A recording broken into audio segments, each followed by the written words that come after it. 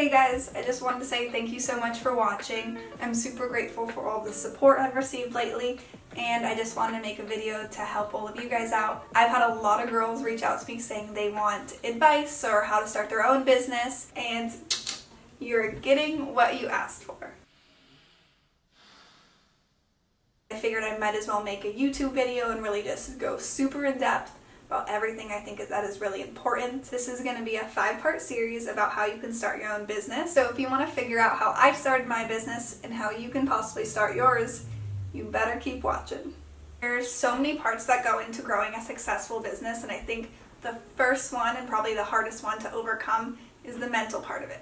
I think a lot of people are so scared of failure. They're messing up and wanting to be perfect their first time when that's not really how it should be. We're so scared of embarrassment that a lot of people are going to hate their brand or whatever it might be. And I think that's something that everyone needs to work on, because really in the end people are going to love what you're doing, and just if you're passionate about it, like, everyone else is going to really feel the same way. So this is the first video. It's going to be more on the mental parts of starting your own business, and then we'll get into other stuff later. To give a little backstory about me and my brand, I started Bezos about 3 years ago, and I had a lot of trial and error, and I was never really serious about it until probably this February when I got really invested in it, and that's when I started to gain a lot more support from people and my friends and just random people on Instagram, and so that was pretty exciting. And so now Bezos has been one of my primary jobs ever since then. Another really important step in the beginning of making a brand is deciding if it's right for you. I think it's not right for everyone, and I feel like a lot of people, they see success in others and they want the same thing, but if you're not devoted and committed and really want it, it's probably not right for you. You definitely don't want to throw thousands of dollars into something that you're not going to commit to and don't see yourself really doing it. I feel like a lot of factors play into having a small business too. You have to enjoy doing Instagram, you have to like going on your website, you have to like packaging up letters, printing shipping labels. If you don't find enjoyment in at least one of those things, you're probably not going to like it. So it's best to realize that before you start. Is this right for me? Is this something I really want, or am I just doing this because I see other people doing it, it's a good way to make money? Or if you really want it and you want to grow your brand into a lifestyle. Another step that's crazy important, and if you don't do it, you will never be able to have a business, is saving money. If you don't save money now, you'll never be able to invest your money into your business later. I feel like one thing I realized with starting my own company is that you think it's going to be $1,000 and it ends up just slowly adding up, ends up being $5,000 by the time you're done with it. So it's worth it to just save the money, really invest into something you believe in. If you don't end up saving your money, there's no way for you to start a brand. I think it's super unnecessary to take out a loan on anything like that. You should just be able to save it up at your minimum wage job, keep working until you can afford something that you really believe in. My personal favorite steps to starting a business, to not tell a lot of people. I don't think everyone and your grandma needs to know about it right away because you don't want them to sway your opinion. I think it's also super important to know who you're asking advice from.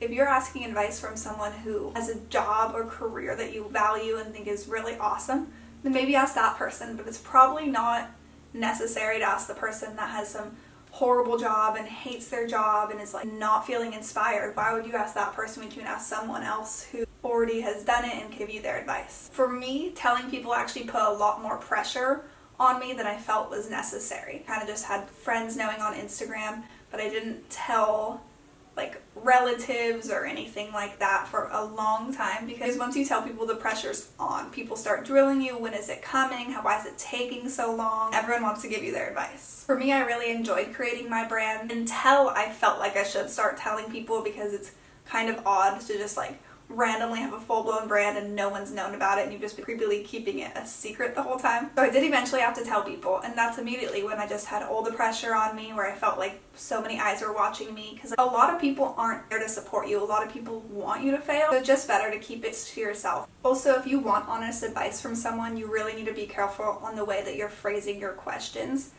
If I held up a bathing suit and I was like, "Isn't this so cute?" the person's automatic response is going to be, "Yeah, so cute."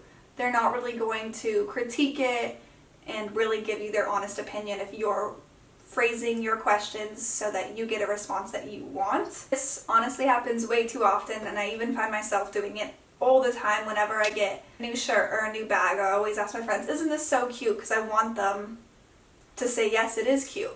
I want their approval or validation or whatever, and it's really, you should ask before you even buy it, how do you feel about this shirt? So that you really get their honest opinion and their critiques rather than phrasing it so that you get to hear what you want. Also, people are going to be a lot easier on you if they know that you were the one that created it. They don't want to hurt your feelings. So if you phrase it in a way that makes it seem like, how do you feel about this shirt? Rather than being like, I made this shirt, like, isn't it so awesome? And then they don't want to hurt your feelings because you made it, you put all this time into it, and you're still asking the question, like, isn't it so cute? And so they're already going to just agree with what you're saying. Some people lack opinions on the subject, or some people really don't even care if the shirt's cute or not, and they're just saying that to appease you.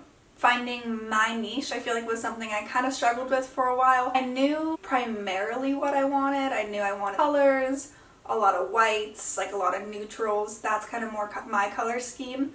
But I struggled in the beginning with Instagram posts, how I wanted my brand to be portrayed. I feel like at first it was more of like an internet e-girl kind of vibe. And then as things went on, it kind of became more of like a blogger, lifestyle, French, I guess. So here's a little example of how my Instagram looked before and after. On the left we have the before side, and the right is how we look now. Obviously, it took me some time to find where my brand fit creatively, but I feel like I found a niche I really like and can stick to while slowly evolving it for my future collections. I noticed some it might not look that drastically different, but it does to me because through some trial and error, I found out what I did and didn't want for my brand image. This is super important to find and establish how your brand is portrayed, as that is what really shapes the demographic of your customers. Now that I feel like I have finally gotten to that spot where my brand is how I wanted it to look all along, everything feels seamless and a lot less forced. Developing your niche to be exactly how you want it helps with having a supportive customer base, finding models that agree with your ideology, and collaborating with influencers who really want to be a part of your image. Now I feel like a lot of businesses succeed when they translate themselves into the brand, where it's kind of like you are a big part in your brand. I know not all businesses do that. Sometimes you never see the creator's face, but I do think that's really important to be like one-on-one and have like a lot of contact with everyone that follows you, just so they can really feel like who you are and have it be like a sense of community rather than just being a brand that's just sitting there selling. You never see anyone who's behind the scenes. You never really get to feel like you're a part of the community. Being authentic is also super important. Nobody wants to follow you because you're just copying someone else or not being really true to yourself. People want to see you. Like, they love that. They like your style. They want to see your style and like what you believe in. I want someone who's just copying others or doing like what's in style or in trend. I know this probably isn't the video you all expected for how to start your own business, but I think it's honestly the most important step. It's more of a mental battle, if anything. I feel like oftentimes people go into starting their own business by just overlooking all of these steps and really not thinking about it and just buying 1,000 weird towels and try to sell them. And it's like, is that what you're passionate about?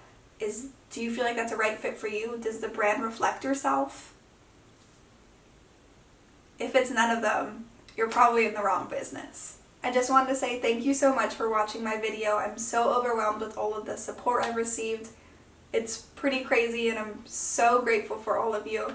And I'm excited to see you next week for part 2.